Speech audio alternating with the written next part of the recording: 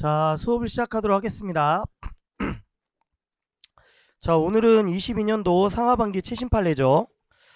일단 상하반기 최신 판례인데 22년도 판례인데도 벌써 출제가 몇 번 되었어요. 그래서 이제 여러분들 중요한 거든 중요하지 않는 거든 전부 체크하실 필요가 있습니다.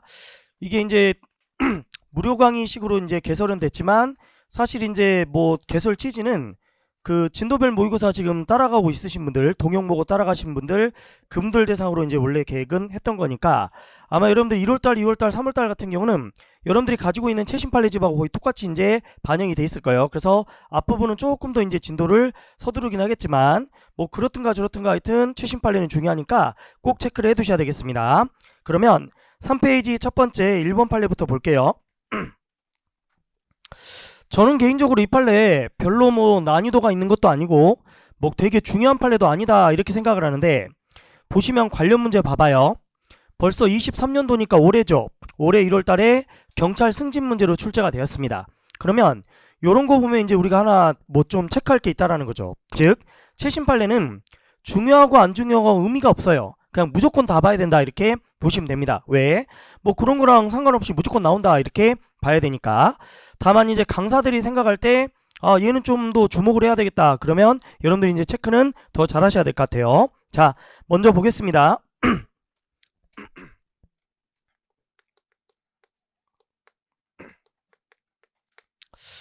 재외국민인 경우에 일반적으로 이제 우리 보통 그 내국인보다는 선거를 먼저 한다라는 거죠. 선거를 먼저 합니다. 왜? 걔네는 이제 취합하는 시간도 좀 필요할 것이고, 그 다음에 뭐 내가 어디 있느냐, 남미냐 북미냐 뭐 이런 거에 따라서 비행기 타고 이렇게 날라온다고 해도 시간이 꽤 걸릴 거기 때문에 기본적으로 먼저 한다라는 거죠. 자, 근데 이분이 제2국민인데 못했어요. 선거를 못했습니다. 가장 큰 이유는 코로나 때문인 것 같아요. 내가 볼 때는 이 나라가 좀 이해가 되는 게 우리 선거도 지금 코로나 때문에 연기할까 말까 지금 고민 중인데 외국 선거 때문에 전부 다 사람들이 집합하는 게 이제 싫을 거란 말이죠. 그래서 야 하지마 이런 식으로 얘기를 했어요. 그래서 선거를 못했습니다. 근데 이게 대단하신 분인 게 선거를 못했는데 선거를 하기 위해서인지 어쩐지는 모르겠는데 결국 이 재외국민으로서 대사관에 선거를 못했죠. 그래서 이분이 국내에 귀국을 한 거야. 귀국을 해갖고 뭐야? 내가 선거 못했으니까 선거 당일날마다 선거권 줘 이렇게 얘기하신 거예요.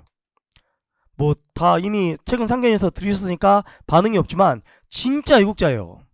선거를 하기 위해서 국내로 귀국을 했어. 그래서 야 선거권 빨리 줘 이렇게 얘기한 거야. 자, 문제는 우리나라 시스템이 어떻게 되냐면 제2국민은 뭐가 안 돼? 국내 선거가 안 돼요. 국내 선거가 안 돼. 나름 이해는 돼요. 왜? 더블이 돼버릴 수 있으니까. 여기서 선거하고 여기서 선거하면 두 표 돼버릴 수 있잖아. 그러니까 제2국민은 대사관에서만 해. 국내에서는 하지마 이렇게 되어 있다는 거죠.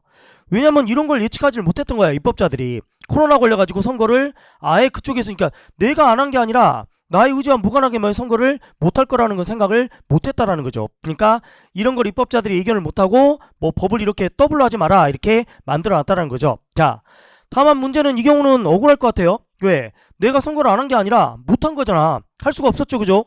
그러면 국내로 왔으면 시켜줘야 될 거 아니냐. 니네가 지금 더블을 우려한다지만 요즘 인터넷 같은 게 얼마나 발전했는데, 그러면 딱 인터넷 쳐보면 얘가 했는지 안 했는지 그냥 나오겠네. 선거를 치렀는지 치를 수 있었는지 없었는지 나오게 되니까 당연히 얘가 이제 뭐 이런 사정 때문에 못했다고 그러면 뭐요? 할 수 있게 해야지 이렇게 얘기한다라는 거죠. 자, 그런 내용입니다. 한번 읽어볼게요. 재투표 개시일에 임박하여 어차피 상당수가 제 수강생들이니까 제 스타일은 알 건데 아마 이제 무료특강식이니까 이제 처음 들어오시는 분들도 있을 것 같아요. 근데 어차피 그래도 우리 카페 아니까요? 외부에 광고한 게 아니니까. 아시겠지만 지금 이 판례집은 다 어떻게 되어 있냐면 주요 판례로만 되어 있고, 주요 판례에 이제 추가된 건 뭐가 있냐면 다른 선생님들이 좀 중요하다고 하는 것들 또는 다른 책에 많이 반영된 거라든지 최근에 기출문제에 들어간 것들은 전부 다 여기 집어넣어져 있습니다. 그러니까 이걸로 한 80% 90%는 거의 커버가 될 테니 뭐 얇다고 해서 너무 걱정하실 필요는 없어요. 제 스타일은 아시겠지만 이거 원래 일개년 책만 해도 한 100페이지 넘어가거든요. 근데 그러려면 그거 여러분들이 다 읽어야 돼요. 그러니까 그러면 내가 볼 때 중요 포인트가 뭔지도 모를 수가 있으니 제가 읽고 요약해 놓은 거니까 요걸로도 문제 푸는데 아무 문제 없습니다. 자, 들어갑시다.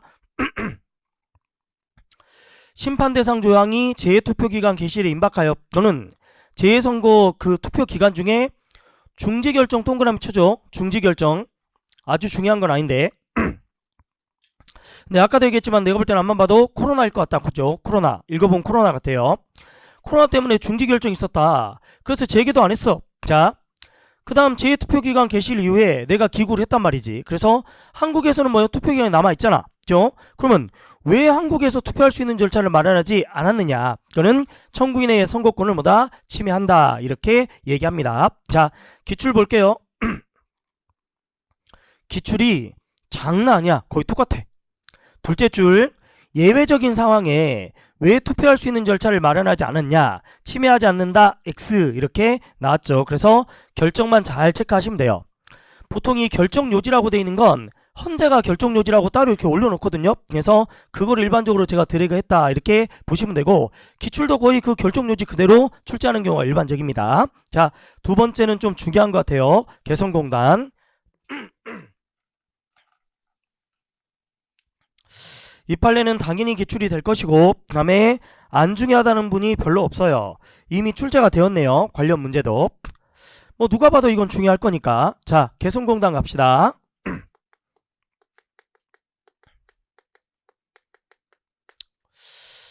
뭐 여러분도 그렇고 저도 그렇고 북한 입장에서는 좀 이해가 돼요. 그러니까 미사일 개발하거나 이런 게 이해가 된다. 네. 왜냐면 1대1로 붙으면 걔네 전투기 장난 아니잖아. 걔네 다 날렸다가 그냥 전쟁도 못하고 떨어지는 전투기도 꽤 될 걸, 그죠? 그러니까 이게 1대1로 싸워갖고는 나만 하고도 지금 게임이 안 된다는 거죠. 그러면 전쟁 억지력으로는 뭐야? 자폭밖에 없어. 나 때리면 같이 죽는다 이런 식으로 하는 수밖에 없으니까 결국 미사일 뭐 이렇게 장기로 날아가는 미사일 개발하고 그 다음에 핵무기 개발할 수밖에 없다. 근데 원래 우리가 개성공단을 생각했을 때는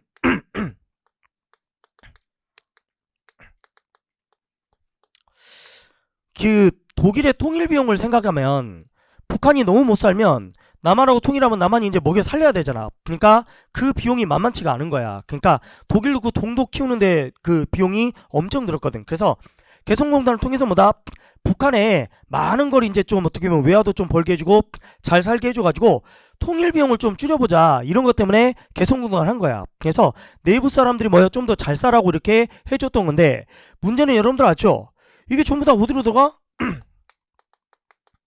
아니 우리 죽이는 쪽으로 지금 들어가더라. 외화 벌어놓고 이렇게 돈 주니까 전부 다 이걸 뭐다? 미사일 개발로 들어가 버리더라는 거지. 자, 그래서 어떻게 하는 거야? 야, 하지마, 때려쳐, 이렇게 얘기해 버린 거예요.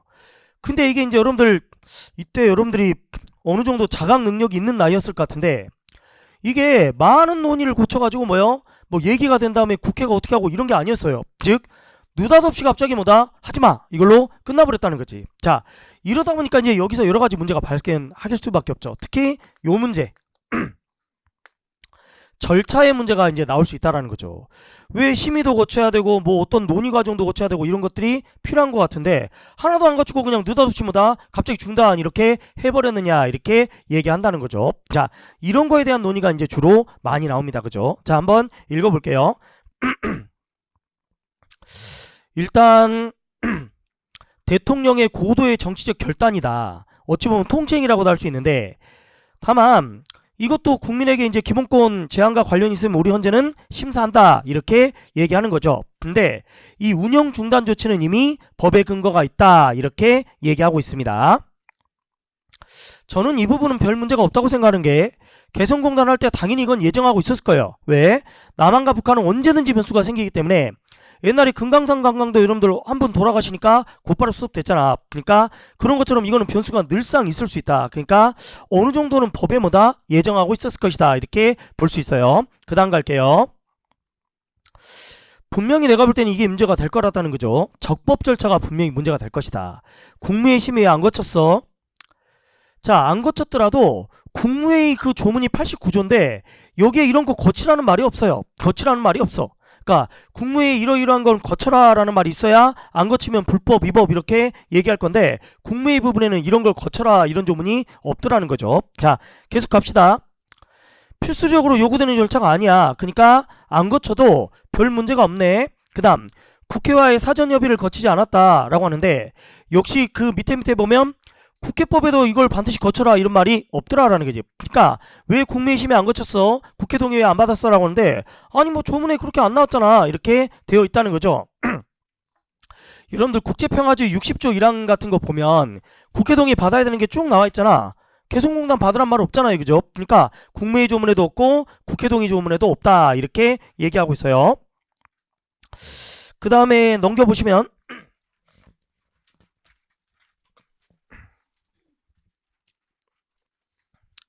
어느 정도 피해가 있을 수밖에 없다 이렇게 얘기하고 있는데 이미 법에서 이게 중단이 되면 어느 정도 뭐다 피해 보상도 이미 마련이 되어 있다라는 거야. 그 다음 네 번째 보면 앞만 봐도 이거는 고도의 정치적 결단이죠. 그러니까 완화된 심사를 할 수밖에 없다 이렇게 얘기하고 있어요. 자, 다시 한번 좀 정리해 봅시다.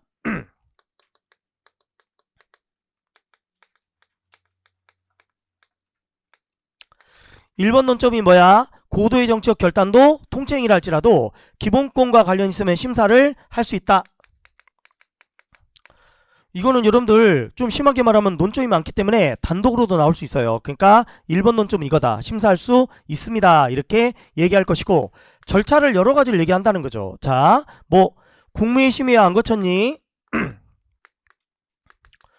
국회와 협의는 왜 안 거쳤니? 이렇게 얘기해. 그 다음에 그 공단 입주자 있죠? 이것도 있어요. 왜 이 사람들 의견을 수렴 안 했어? 막 이런 얘기들을 하고 있다라는 거지. 그죠? 근데 아까도 얘기했지만 국무회의 심의 거쳐라 이런 조문이 없어. 두 번째, 국회 동의 받아라 이런 조문이 없어. 그죠? 세 번째, 이거는 거치기도 힘들어요. 공단 입주자들하고 협의를 하면 얘들이 아유 저 미사일 쓰고 있는데 빨리 철수합시다 이럴까? 야, 이 정도 되면 내가 여기 입주자면 들어 누울 거야. 진짜 앞에서 이런 논의하면 배 까버릴 수도 있어. 나 죽여라. 야, 이거 뭐 아니 말로 철수하라고 그러면 나 뭐 어떡하라는 거냐? 응?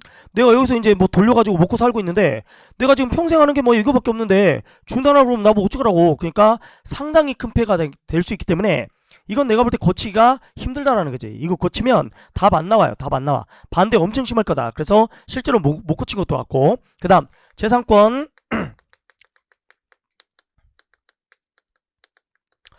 저는 생각한 게 그런 것도 있어요. 아까 우리가 얘기했지만 개성공단이라든지 금강산관광이나 이런 거라면 핵심은 뭐다? 난가부근 변수가 진짜 많다 이렇게 얘기하기 때문에 다 마련해놨을 거야.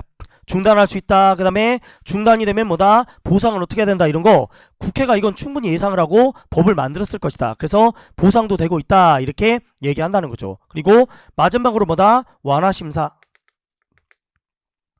이거는 원격 심사를 할 수가 없어. 원격 심사가 뭔데? 꼼꼼하게 따져보는 거잖아. 근데 이런 고도의 정치적 결단을 어떻게 꼼꼼하게 따져봐요? 왜? 사법부가 몰라 답을.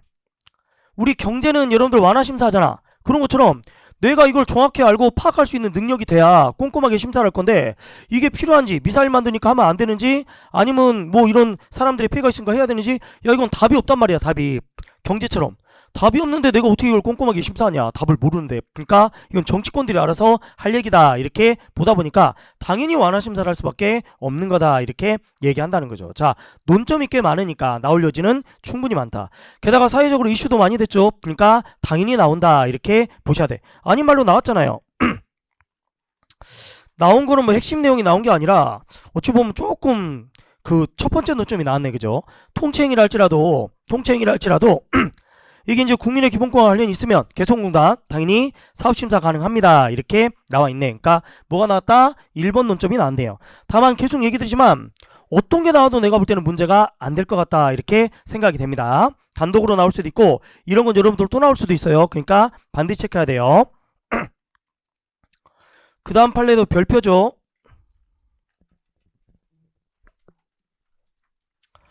제가 뭐라고 그랬냐면 최신 판례인데 판례가 변경되면 90%도 아니다 100% 출제된다 이렇게 얘기했죠. 그죠? 자, 요 판례 원체 유명해서 여러분들 거의 다 알 거예요. 그죠? 그래서 100%에 출제된 거예요. 자, 뭐야?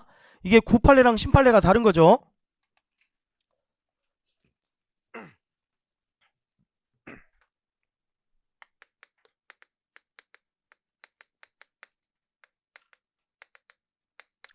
구팔레의 주된 논점은 신뢰보호였어요. 신뢰보호.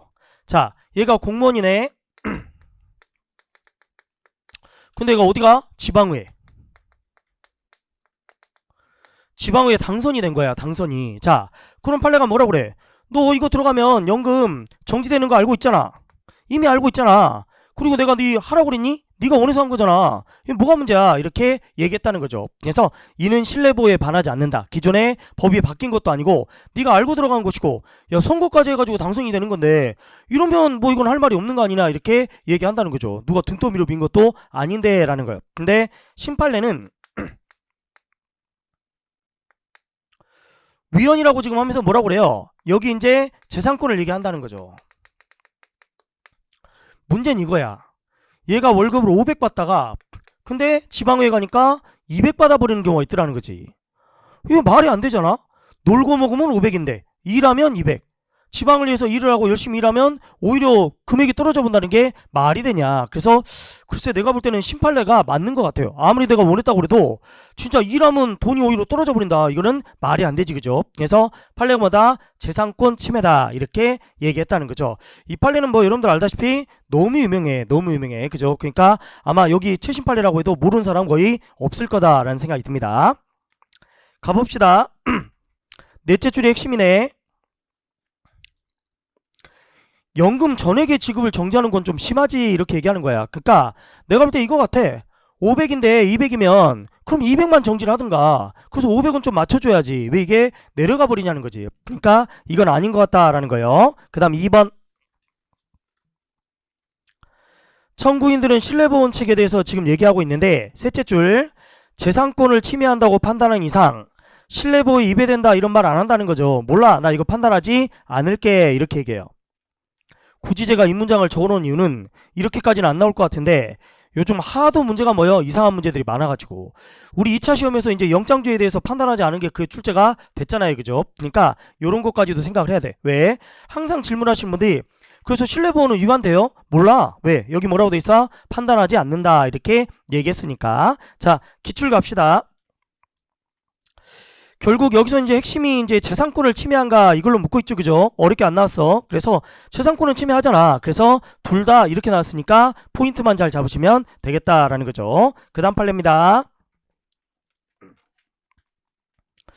자, 지역 아동센터에 이용아동 구성 제한이다 라고 나왔습니다. 이 판례는 복잡한 게 아니고, 예를 들어 이 지역 아동센터는 누가 주로 들어가게 돼 있냐면 저소득층 애들이 들어가게 돼 있어요. 예, 70인가 80%인가를 의무로 이렇게 들어가게 돼 있어.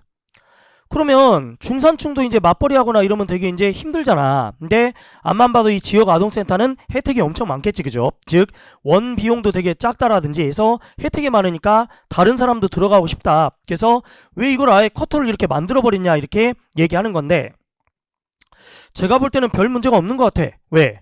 이걸 만든 게 뭐다? 만든 취지가 저소득층 때문에 만든 거야. 그들이 이제 먹고 사는데 어려움이 있잖아. 생활을 해야 되는데 애를 돌보기 힘드니까 그런 분들 때문에 만든 것이고, 요. 그리고 운영하는 사람은 이 코터가 싫으면 안 하면 돼요. 뭔 말이야?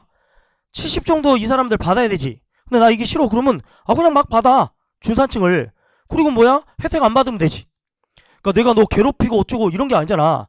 혜택이니까 받고 싶으면 이걸 커트를 채우든가 아니면 안 받으면 되는 거야. 지 선택에 따른 거기 때문에 문제도 없다, 이렇게 얘기한다는 거죠. 자, 네가 이 혜택을 원한다면 뭐예요? 이 커터를 채워, 이렇게 하는 거니까 본인 선택이야, 본인 선택. 그래서 문제가 없어요 라는 거예요. 그 다음 판례. 이 판례는 조금 체크합시다. 이런 판례가 조금 고민이에요. 고민. 왜? 출제한 이유가 내가 볼 때는 통치구조 같아. 통치구조. 근데 두 번이나 출제가 됐기 때문에 안 넣을 수가 없어. 아무리 우리가 통치구조를 안 배운다고 그래도. 요거는 여러분들 제가 볼 때 통치구조지만 알 권리랑도 관련이 되기 때문에 그래서 봐야 돼요. 작년에 두 번이나 출제가 됐고 7급에서는 되게 중요한 판례로 찍힙니다. 자, 이게 뭐 하는 건데, 국회 정보위원회예요. 그러니까 우리 진도는 조금 아닐 수도 있어요.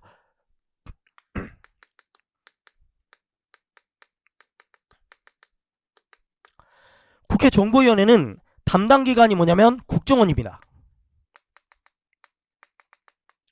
국가의 기밀을 다루는 곳이에요. 그렇기 때문에 법에 뭐라고 돼 있냐면 비공개가 원칙이야.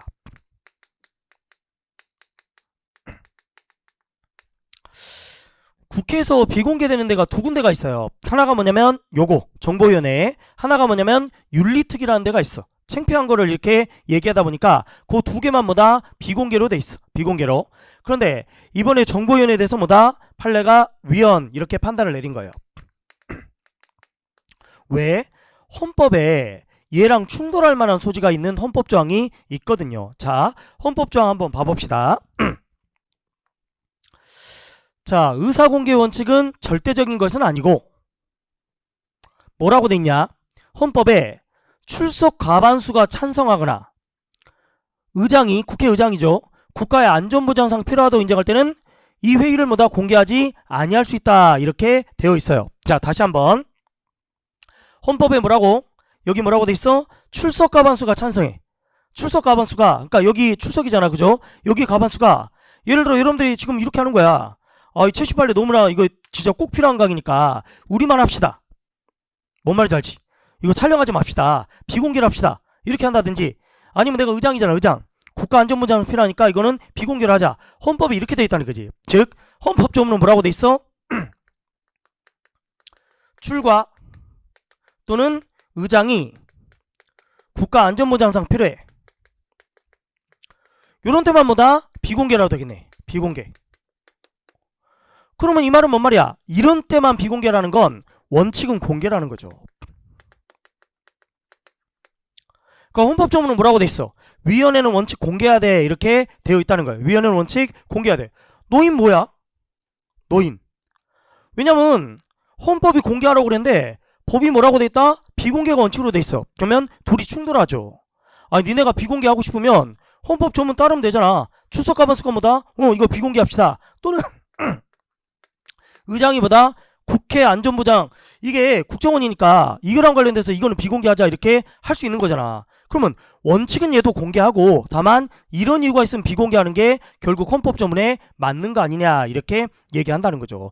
니네 뭔데 그냥 자동적으로 비공개로 들어가 버리는 거지. 즉 헌법이 뭐다? 공개가 원칙으로 했는데 이러면 헌법이랑 충돌합니다 이렇게 얘기한다는 거죠. 무슨 의미인지 아시겠죠? 다시 헌법 뭐라고 돼 있다고? 공개. 위원회는 공개가 원칙이야. 네가 비공개하려면 이런 사유가 있어야 돼. 예외로 뭐라고? 출석 과반수가 이거 비공개합시다. 그거는 뭐다? 의장이 국가안전보장상 필요하니까 이거는 비공개합시다. 요런 내용이 있어야 돼. 근데 니네는 그런 거 없이 뭐다? 자동으로 비공개가 돼버리다는 거지. 헌법은 공개가 원칙인데 니네가 뭔데 비공개를 원칙으로 하냐. 니네도 필요한 뭐다? 요 과정을 거쳐라 이렇게 얘기하는 거예요. 그죠? 그래서 이렇게 안 했으니까 이거는 위헌이다 이렇게 얘기한다는 거죠. 나름 이해는 돼요. 국정원을 관장하다 보니까 법을 이렇게 만든 것 같아. 요즘에 옛날에는 국가 기밀이었거든. 김정은 그 자식들 있잖아. 아들 몇 명, 딸 몇 명 이런 게 국가 기밀이었어. 근데 요즘 이제 신문이나 이런 거 보면 딸내미 둘째 딸? 김주혜인가? 걔는 이제 손잡고 자꾸 다니더라고. 댓글에다 뭐라고 붙은 줄 알아? 그 딸내미 그거 보고 시도득은 못한다는 말이 진실이었다. 이 말 엄청 많아. 야 엄마랑 어떻게 그렇게 똑같이 생겼냐. 진짜 시도득은 못하겠더라. 그러니까 이런 국가 기밀 같은 게 공개가 되면 봐봐. 아무리 국정원 관장상이라고도 이걸 왜 비공개하냐고. 당연히 공개하는 게 맞지. 그래서 얘들도 공개해라. 다만 뭐다? 요런 이유가 있을 때만 비공개하는 게 헌법 취지에 맞는 것이다. 이렇게 얘기한다는 거예요. 조금 조심해야 됩니다. 자, 관련 판례 볼게요. 관련 문제. 의사공개 원칙은 항상 공개해야 되는 게 아니고 아까 같은 요건을 갖춰야만 뭐다? 비공개하는 것이다. 이렇게 얘기하고 두 번째 갑시다. 정보위원회 모든 회의는 국가기밀과 관련되기 때문에 일체 동그라미 치시면 되겠네. 일체를 비공개하더라도 문제가 없다라고 했는데 문제가 있죠. 원칙은 공개라며. 그죠? 그러니까 이렇게 체크하면 돼요. 다만 조금 걱정되는 건 이게 이제 우리 진도가 아니다 보니까 여러분들한테 좀 힘들 수도 있습니다. 얘도 출제가 된 거잖아. 78례. 그래서 조금은 체크를 하셔야 될 것 같아요. 자, 그 다음 판례. 비사업용 자동차니까 그냥 우리 모는 자동차네. 승용차네. 거기에 뭐 하지 말라고? 타인 광고를 하지 마라 라는 거예요. 그러니까 전부 다 덮어가지고 이렇게 광고식으로 모여 자동차를 만들지 마라 라고 한 건데, 이건 옛날에도 비싼 판례 있었죠. 뭐라 그래? 아무리 봐도 거리의 환경이라든지 안전 이런 걸 생각할 때 못하게 하는 게 맞겠다 이렇게 얘기한다는 거죠. 자, 그 다음 관련 문제 봅시다. 비사업용 자동차에 타인 광고를 제한하는 것은 자동차 이용 광고물의 난립을 방지하여 도시 미관과 도로 안전을 확보하기 위해서 뭐 이런 것 때문이니까 합헌이다 라는 거예요. 근데 저는 이 판례 몰라도 아마 여러분들 이 기출문제 맞췄을 것 같아. 왜? 기존에도 이런 판례가 있었거든. 그죠? 그러니까 이건 새로운 판례는 아니다. 자, 그 다음 판례 갑시다. 이 판례도 나올 여지가 꽤 있어요. 이 판례는 첫째 줄이 중요한 게 아니라 둘째 줄이 중요한 것 같더라고. 자, 뭔데? 이거 이미 우리가 많이 기출문제로 풀었죠. 무조건 1인이면 이거 위헌이다. 무조건 1인이면. 왜? 이거 되게 가부장적이야. 장남주라는 그 얘기거든. 근데 뭐라고 그랬어요? 생활 수준을 고려하여 이런 말이 들어가거나 또는 후순위자를 배려하여 이런 말이 들어가면 이거는 거의 합헌이다 이렇게 얘기했죠. 근데 여기 지금 뭐라고 돼 있어? 동그라미 2번. 지급받지 못하는 손자녀들에 대한 생활보호 대책과 뭐 합리적인 방안 이런 후순위자를 배려하는 게 들어갔죠. 그러니까 그래서 이거는 합헌이 될 수밖에 없다 이렇게 얘기한다는 거죠. 다만 1번 내용이 뭔 말이냐, 이거는 내가 볼 때 별로 안 중요한 것 같은데 보통 이제 독립유공자분들 있잖아요. 독립유공자분들, 그분들 중에 살아계신 분들은 막 이렇게 자녀를 보통 이렇게 인정을 해주고 손자녀까지는 잘 인정을 안 해주는데, 이 1945년 이전에 돌아가신 분들은 국가가 손자녀까지 인정을 해주겠다는 거야. 그러면 그 전에 돌아가신 분들은 이제 좀 더 많은 혜택을 주는 거죠. 왜 그러냐라고 했더니, 살아계시면 아빠가 독립유공자니까 독립운동을 했으니까 본인이 입증하기도 좋고, 그 다음 가갖고 신청도 할 거 아니야. 내가 대한민국 정부에 있었다라든지 본인이 살아있으니까 뭐 입증하기도 쉽고 거 아니야. 근데 돌아가셨으면 입증할 방법도 없고 그 다음에 신청도 못 할 거야. 왜? 아, 우리 할아버지가 예를 들어 독립운동을 했다는데 그걸 내가 어떻게 입증을 해? 손자 손녀면. 여러분들 할아버지가 뭐 했다는 거 입증할 수 있는 사람 있어요? 거의 없잖아. 그러니까 이런 경우는 네가 입증만 하면 더 혜택을 줄게. 왜? 할아버지가 이미 돌아가셨으니까 많이 힘들었을 것 같다. 그러니까 좀 더 너희들은 뭐 혜택을 더 줄게 이렇게 얘기한다는 거지. 살아계시면 아예 자기가 했으니까 이제 애초에 혜택을 받았을 거다. 그러니까 너희들은 못 받을 가능성이 더 높으니까 그럼 입증을 해봐. 그러면 내가 해줄게 라는 건데, 1번보다는 뭐다? 내가 볼 땐 나온다면 2번 쪽이 출제가 될 가능성이 높다 이렇게 보시면 되겠다는 거예요. 3번이 아니라 밑에 거. 얘는 기출도 나오지 않았나? 근데 별로 어렵지 않아요. 제가 항상 얘기하잖아. 형법에 관한 죄가 위헌이 되면 여러분들 형사법에서 안 배울 수가 없다. 그래서 항거불능이나 이런 거 하면 이제 강제추행으로 처벌을 받는다. 이거는 어려운 내용은 아닌 것 같다. 간단하게 넘어가시고 2월달 갑시다. 선거운동기간 제한 및 처벌. 우리 보통 선거운동기간은 2주 14일입니다. 14일이야. 그러면 그 전에는 우리가 예비후보자로 등록이 되는데 그때 뭐래? 그냥 어깨띠 두르고 그 다음 또 뭐해? 뭐 편말 흔들고 그 다음에 명함 나눠주고 거의 제한적으로 밖에 못해요. 거의 제한적으로 밖에. 근데 판례가 위헌이라고 한 건 뭐냐? 아니 돈이 안 드는 거면 좀 더 허용하자는 거야. 그건 너무 제약이다 이렇게 얘기한다는 거죠. 그래서 제 파란 글씨로 이렇게 해놓는 거 이거는 전부 다 좀 키워드다 이렇게 지금 생각하고 만들어 놓은 거니까 이거 위주로 잘 보세요. 돈이 들지 않는 방법. 셋째 줄 말로 동그라미 말로. 그러니까 이제 이런 거 있잖아. 지나가면 아유 안녕하십니까 이번에 동작구에 출마한 누굽니다. 그래서 응원해드립니다. 응원해드립니다. 내가 해야 되나? 하여튼 열심히 사세요. 뭐 이런 정도는 허용하라는 거지. 그죠? 이걸 왜 못하게? 이거 크게 문제도 안 되는데 누가 뭐 팔 잡아갖고 제 얘기 좀 약간 들어주세요. 도를 믿으세요. 이렇게 하는 것도 아니지 않느냐. 그러니까 요 정도는 허용하자. 돈 드는 것도 아닌데 우리가 선거운동 기간을 좀 짧게 놓는 건 이 돈 선거가 될까봐 이것 때문에 이렇게 하는 건데 안 드는 거면 좀 허용해. 좀 더 넓게 하자라는 그런 취지입니다. 간단하게 보시고요. 그 다음 별표죠. 중요하죠. 나와서 중요한 게 아니라 23년 경찰 승진 문제죠. 나와서 중요한 게 아니라 나오기 전에 대부분 이건 찍었을 거야. 제가 이거 작년에 그 문제풀이 강의하거나 이럴 때 다 중요하다 이렇게 얘기를 했을걸. 나만 했겠어요? 다 중요하다고 했겠지. 자, 이거 왜 중요해?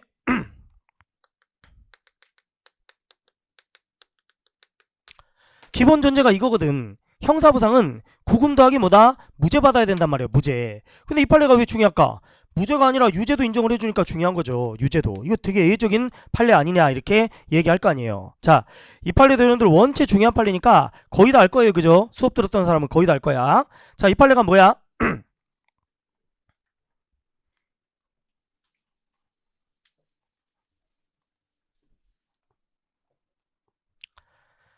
자, 일반 형사범위 있고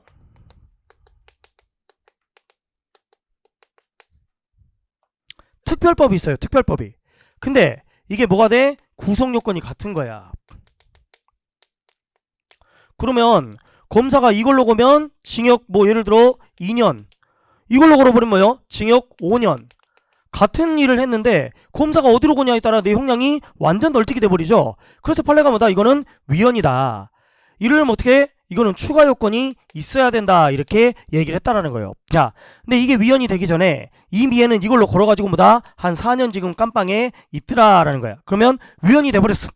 그럼 원래 2년 받아야 할 사람이 지금 뭐예요? 초과구금 2년을 더 살고 있더라는 거지. 자, 그럼 이거는 뭐다? 형사부상 해줘야지 이렇게 얘기한다는 거죠. 자, 다만 이건 내가 볼 때 뭐다? 나올 수밖에 없었다 이렇게 얘기한다라는 거죠. 자, 관련 문제. 기본적으로 우리가 무죄 받을 때라고 지금 얘기하고 있다. 둘째 줄. 따라서 무죄가 없었다면 얘는 인정할 수 없는 거다 이렇게 얘기하고 있죠. X. 그러니까 이게 문제가 키워드를 잘 잡고 있다니까. 그러니까 교수님들도 강사들도 와 이거 특이하다. 왜 특이해? 야 이거 무죄 아닌데도 해주네. 이러니까 이제 이 문제가 출제가 된다라는 거죠. 그래서 키워드로 나올 수밖에 없는 거다 이렇게 보시면 돼요. 넘어갑시다.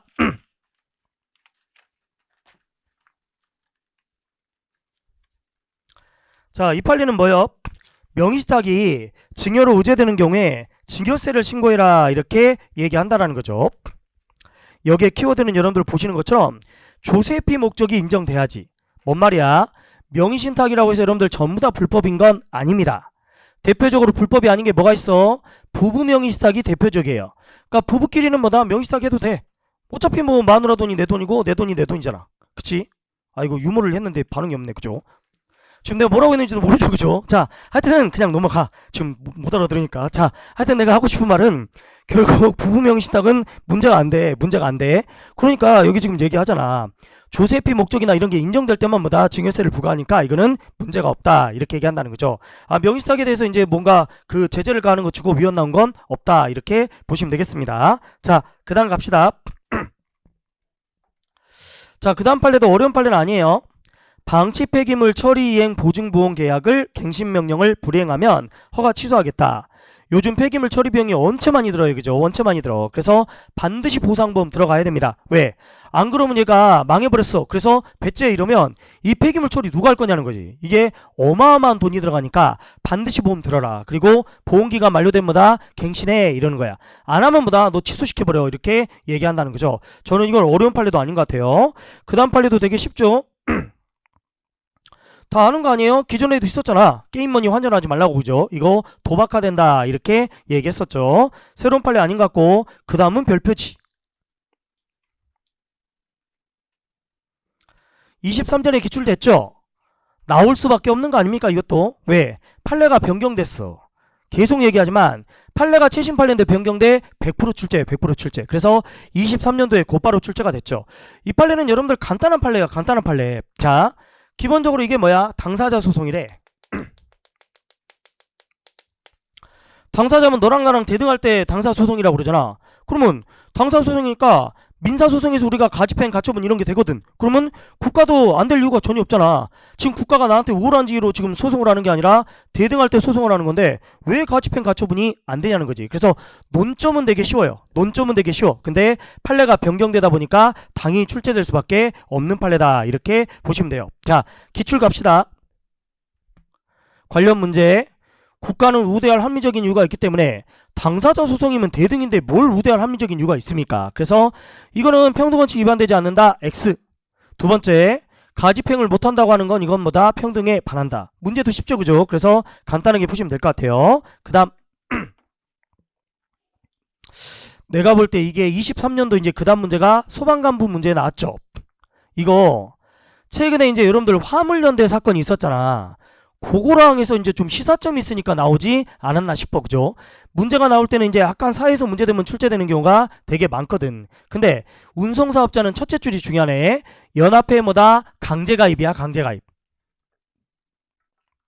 기억나요? 안마사도 이랬어요. 변리사에도 이랬어. 근데 걔들이 합헌될 때 논점이 다 똑같았다.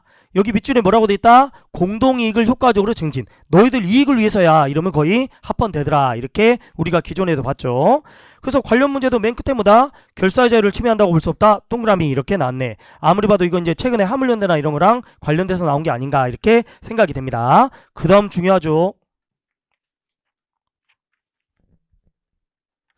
얘는 아직까지 안 나왔네. 근데 나올 가능성 진짜 높은 거야. 그죠? 이런 꼭 체크를 여러분들 하셔야 돼. 자, 근데 이것도 원체 얘기를 많이 해가지고 거의 다 알 거야. 그죠? 자, 이게 뭐야? 차단막. 기존 판례가 두 개였다. 뭐라고? 얘가 변호사야.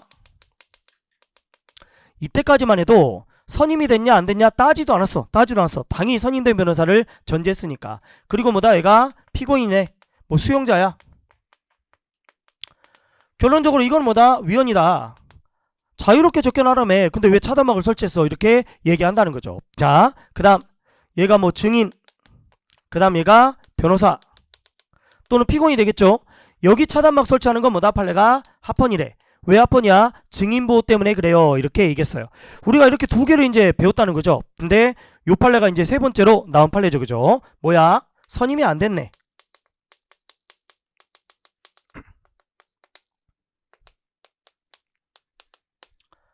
자, 판례가 뭐래요? 아직 선임이 안 됐으면 선임된 변호사도 아니네. 그럼 얘기를 못하게 하는 게 아니잖아. 아크릴판 사이에 두지만 얘기할 수 있게 하잖아. 그러니까 요건 문제가 없겠다. 이렇게 얘기한다라는 거죠. 자, 내가 볼 때 내라면 이거 출제할 것 같아요. 왜? 헷갈리니까 이 두 개 판례를 알아야 돼. 그리고 이 판례까지 알아야만 이게 포인트를 잡을 수 있기 때문에 이러면 얘 실력 있는지 없는지 체크하기 좋단 말이죠. 아직 출제가 안 됐는데 출제할 가능성 아주 높다. 이렇게 보셔야 된다는 거예요. 열심히들 적으시는데 실전에서도 이 얘기 했었던 것 같고, 이 판례 동영에서도 했었던 것 같고, 그쵸?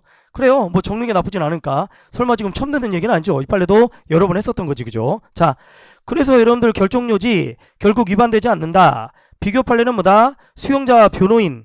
이때는 이거 차단막 설치하면 위반된다. 이렇게 비교 판례까지 해놨네. 그죠? 자, 넘어갑시다.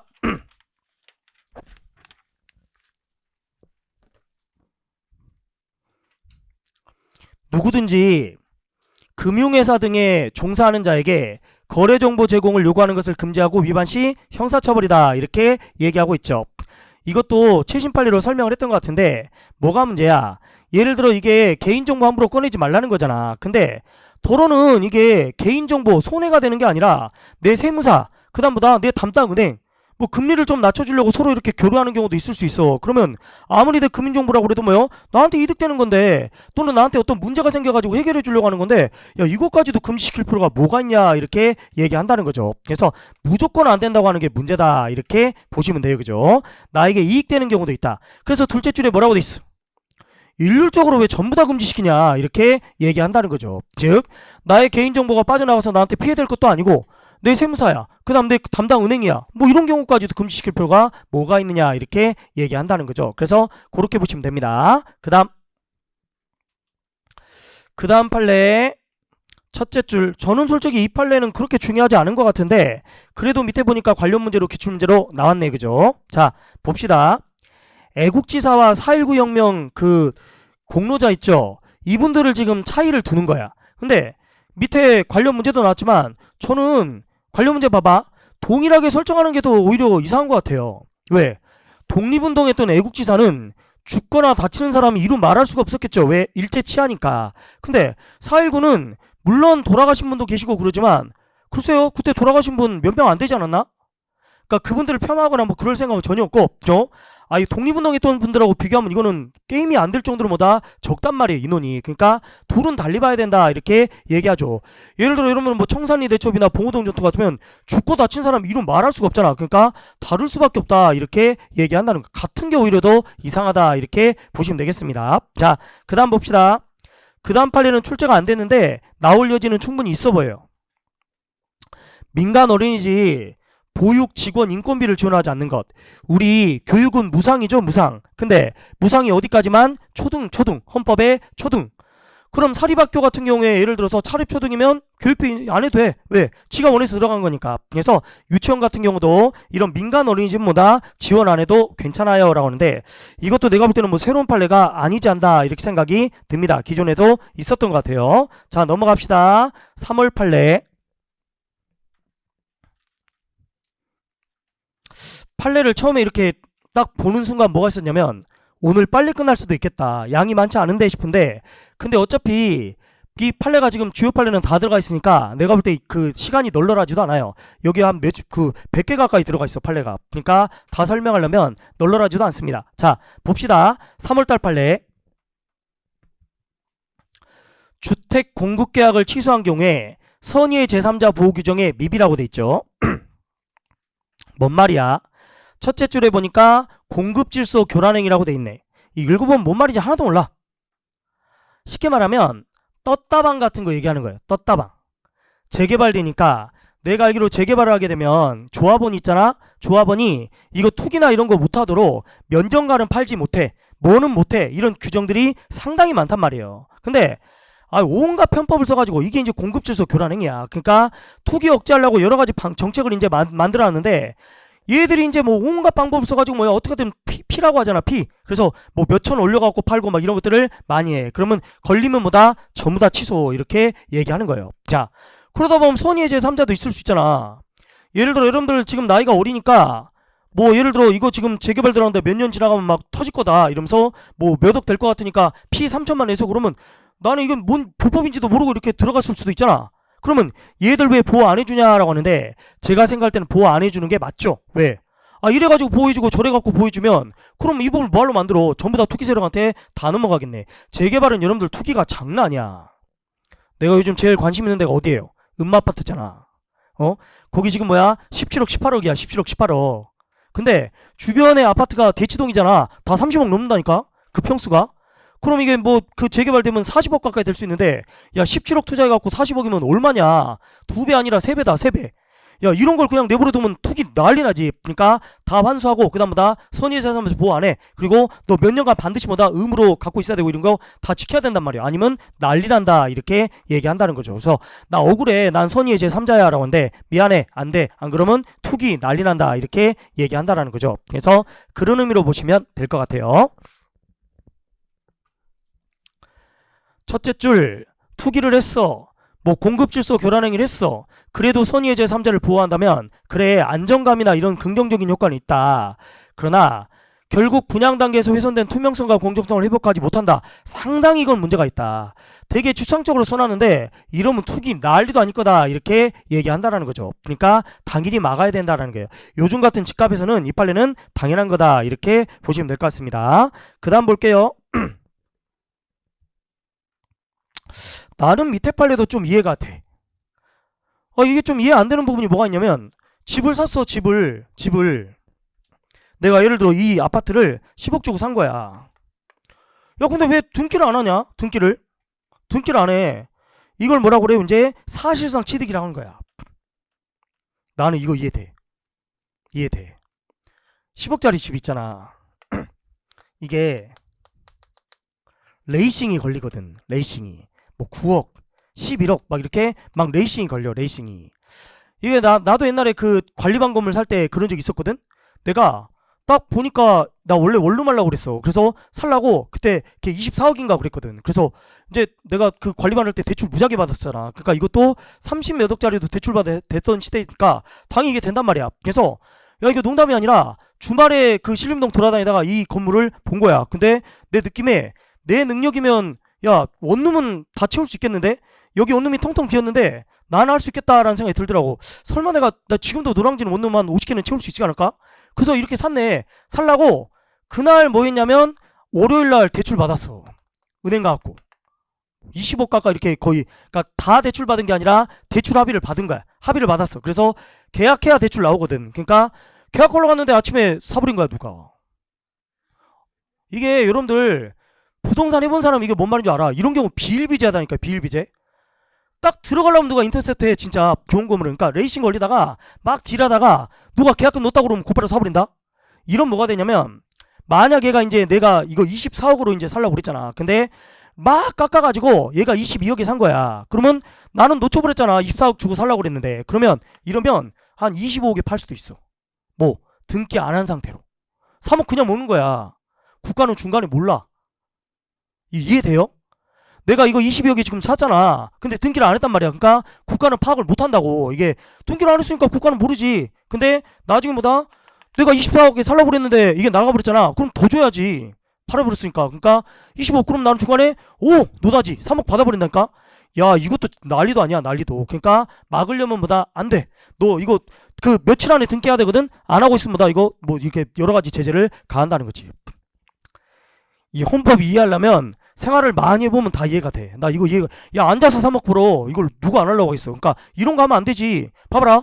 이 3억은 붕 떠버려 중간에. 그러니까 이게 소득세도 안 되고 막 하여튼 이거 완전 불로소득 해버린다는 거죠. 그러니까 세금이나 이런 거 하려면 야, 빨리 등기해. 이렇게 얘기하는 거야. 국가 입장에선 봐봐.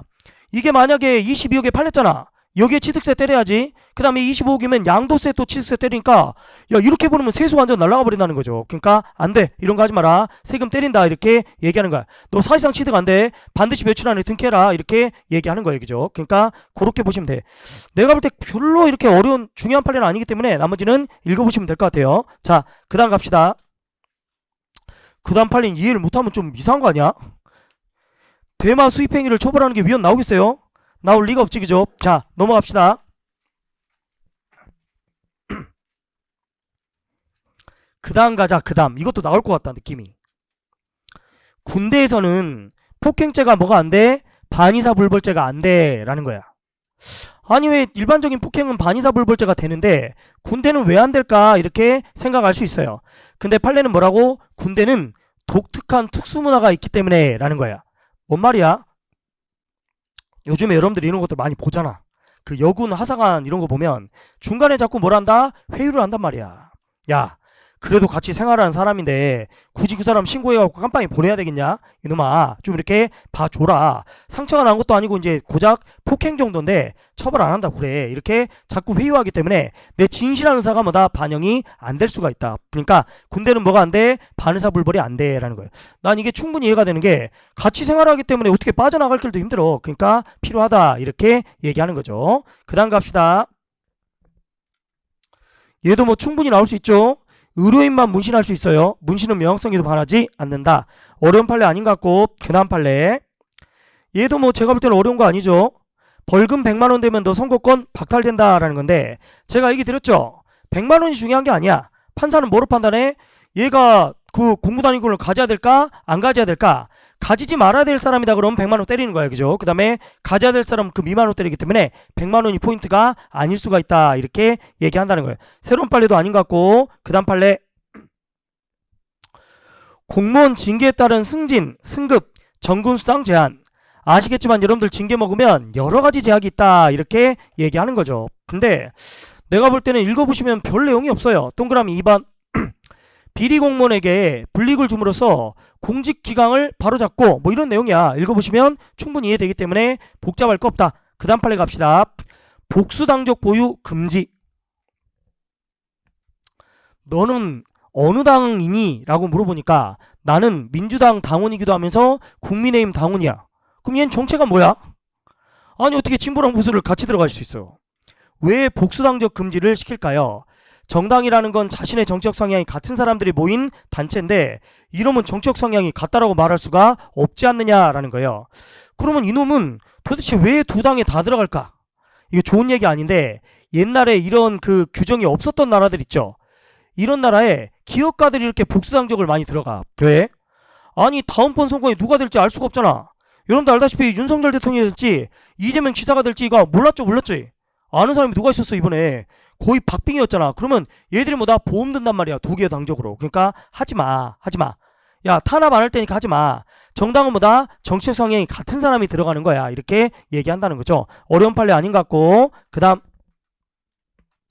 이 판례 말고도 서울대학교 정시모집 판례가 한 개 더 있어요. 근데 두 판례 전부 다 뭐라고 그러면 그 굵은 글씨로 돼 있죠. 대학의 자율성을 얘기합니다.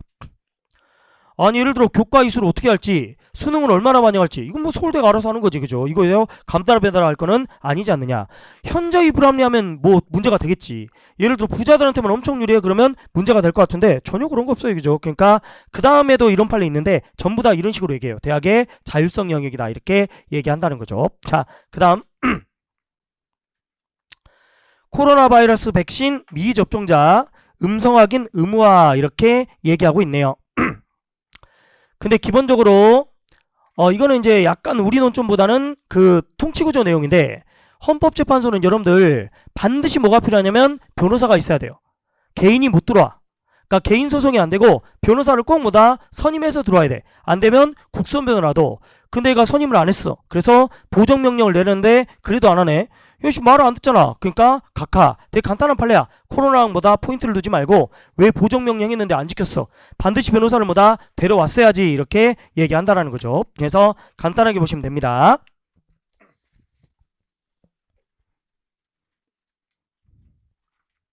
그 다음 둘째 줄이 핵심이네. 보조금을 부정수급하거나 유용한 어린이집의 명단을 공표한다라고 돼 있죠. 이것도 되게 오래된 얘기라 이제는 공개해도 될 것 같은데, 옛날에 7급 수업을 하고 있는데 어떤 여학생이 상담을 막 하는 거야. 근데 자기가 어린이집 그 선생님이래. 그래서 내가 놀라가지고, 아니 오전 오후 수업 듣는데 어린이집 선생님이 어떻게 여기 와 있냐 그랬더니 막 좋다고 웃어. 좋다고 우리 엄마가 하는 거예요 막 이러는 거야. 근데 거기서 벌써 모든 게 다 이렇게 뚜루룩 돼버렸어. 그러니까 니네 엄마가 지금 하고 있으면 네 이름만 지금 올려놓은 거네. 네 이름만. 그리고 돈 타먹고 있는 거네. 야 이걸 나한테 왜 얘기하냐. 나한테 왜 얘기하냐고. 자기가 7급 공부하는데 나한테 굳이 그걸 얘기할 필요가 없잖아, 그죠? 근데 굳이 다 얘기를 하는 거야. 굳이 다 얘기를 하네. 그러면 이거 하다가 걸리면 어떡해. 그러니까 국가에서 이제 그 조사 들어갔는데 뭐야 이 분은 어딨나요 그랬더니 아 잠깐 뭐 이렇게 뭐 사러 갔나 봅니다. 근데 안 와. 전화도 안 받아. 그럼 이건 나중에 이제 문제가 되는 게 되겠지, 그죠? 자, 이런 뭐다 너희들 명단 공표한다라는 거야. 이게 침해가 될 수는 없어요. 왜? 지가 잘못했잖아. 지가, 그죠? 지가 잘못했으니까. 그래서 관련 문제 한번 봐봐요.